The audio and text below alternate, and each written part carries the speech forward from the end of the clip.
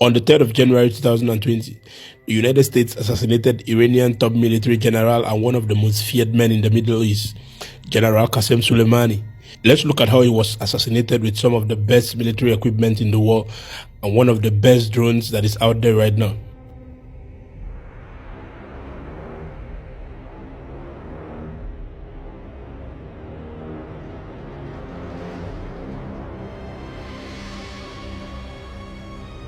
The MQ-9 Reaper is one of the deadliest military drones in the world. It is an expensive piece of military hardware at $64 million. The MQ-9 is an unmanned aerial vehicle that came into service in 2007, retiring the previously used MQ-1 Predator A. It is currently operated by Australia, France, Belgium, America, the United Kingdom, India, and a few other powerful nations. The Reaper is a remotely piloted weapons platform capable of instant action and engagement. It is equipped with some of the best military tech out there. The baseline system carries the multi-spectral targeting system, which has a robust suite of visual sensors for targeting. The MTSB integrates an infrared sensor, color monochrome daylight TV camera, an image intensified TV camera, laser designator, and laser illuminator. The Reaper is also equipped with GBU-38 Joint Direct Attack munitions and a maximum of 4 air-to-ground Hellfire 114 missiles, each with a 9-kilogram payload warhead. The Hellfire was specifically designed to be highly accurate, produce low collateral damage, and be extremely effective as an anti-personnel and anti-armor weapons. The Hellfire missile does not explode at impact. Rather, it is equipped with Ninja swords which will pop out on impact and slice, shred, and possibly grind its targets. These weapons, when combined with the MQ-9's maximum range and altitude, spells disaster for the target, such as that time in 2017 when the deputy leader of Al-Qaeda, Abu Qais al-Mazri, was taken out in Syria. What makes the Reaper unique is its operational capabilities. It can fly as high as 50,000 feet, which is higher than a regular jet. It can fly up to 15 kilometers in the air while carrying 1,701 kilograms of missiles and bombs. The MQ-9 drone can go as fast as 482 kilometers per hour, but it has a cruising speed of 370 kilometers. While that may be slower than some other drones in the market like the Northrop Grumman RQ-4 Global Hawk that can hit 629 kilometers per hour, it's one of the compromises made in exchange for stealth, which is the creepiest thing about the Reaper. This drone flies in absolute silence. The Reaper can be flying very close to your head and you will never know except to see it. During the 2019 Aviation Air Show, the MQ-9 Reaper drone was out of place among the other ear-splitting aircraft. It flew silently by a single demo, reportedly sending shivers down viewers' spines, as its Honeywell TPE 31110 turboprop engine barely made a beep. The best characteristics of the MQ Reaper, like all other drones, is that it doesn't need a human pilot. This means if there's a chance that the mission could go wrong, no human lives will be put at risk.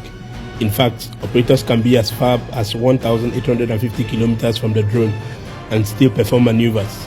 The Reaper drone has only one objective whenever it hits the sky. That is to find, fix, and finish its targets. The MQ-9 is a wildcard.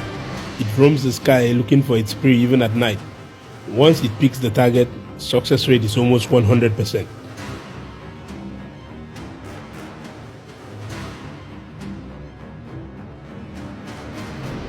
Qasem Soleimani was an Iranian military general who led a special guerrilla unit known as the Quds Force. He was one of the most powerful and feared military leaders in the whole of the Middle East and Iran specifically.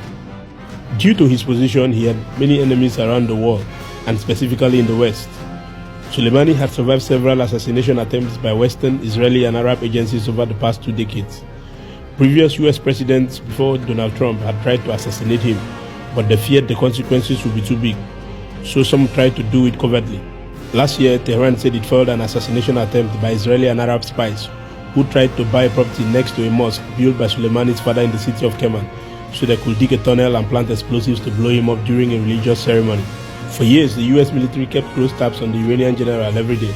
Who he met, what he planned, the mayhem he plotted. Soleimani had overseen a network of paramilitaries, militias, and terrorist groups across the Middle East and beyond that furthered Iranian interests by often undermining those of the United States and its allies. After the US had accused him and his allies of attacking the US embassy in Iraq and killing an American civilian contractor, the Americans have had enough.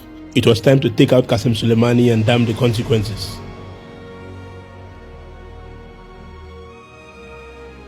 Soleimani had gone to Lebanon to handle business. He returned to Damascus. At Damascus airport, Soleimani boarded a Charmwings flight to Baghdad alongside other passengers. The journey from Damascus to Syria took about an hour 5 minutes. The plane landed at 12:32 a.m. Baghdad time. Stepping off his Charmwings flight onto the tarmac of Baghdad's airport, Qasem Soleimani was met by a familiar face, Abu Mahdi al-Muhandis. The deputy head of the Hashd al-Shabi Iraqi paramilitary was a long-standing ally of the Iranian general and a close friend. With him was a small reception party and 2 vehicles. Muhandis was seen by the US and his Iraqi rivals as the most dangerous man in Iraq, the executor of the Iranian will. He has been monitored by the Americans for years. Both parties boarded 2 vehicles that were waiting for them with their entourage. But this time, it was not going to be business as usual. Above them was the Reaper, circling quietly, waiting to prey on his targets. One of the biggest capabilities of the Reaper is that of surveillance. It roams the skies quietly, silently looking for his targets. All the while they had been at the airport, the Reaper had been in position, waiting for them to move and waiting for the order to strike. As soon as President Trump gave the go orders from Washington, the Reaper struck with the Hellfire AGM-114R9X Ninja missile. The blast hit Baghdad at about 1:45 a.m. and initial investigations have concluded that 3 guided missiles were fired at the 2 vehicles. The Hyundai Stax, traveling around 100 to 120 meters from the other vehicle, was struck with the first one. A second rocket narrowly missed the Toyota, which attempted to speed away. A third finished the job. The missiles which hit near the air cargo terminal reported Reuters killed Soleimani, Jamal Jafar Ibrahim, Abu Mahdi al-Muhandis, Soleimani's son-in-law, and the son-in-law of the late Hezbollah commander Imad Mughniya, who was assassinated by the CIA and Mossad in 2008. The Iraqi authorities needed several hours to identify the victims, some of whom had been completely touched. Soleimani, however, was easy to spot thanks to a large and distinctive ring he wore on his left hand embedded with a stark red stone, security officials told. The annihilation of Qasem Soleimani has sparked protests around the region, and Iran has vowed to avenge his death. On the 7th of January 2020, Iran had fired a dozen missiles into 2 American bases housing US troops, and the US has promised to respond back. But as we observe and watch events unfold, the Reaper is still very much around and ready to go when called upon.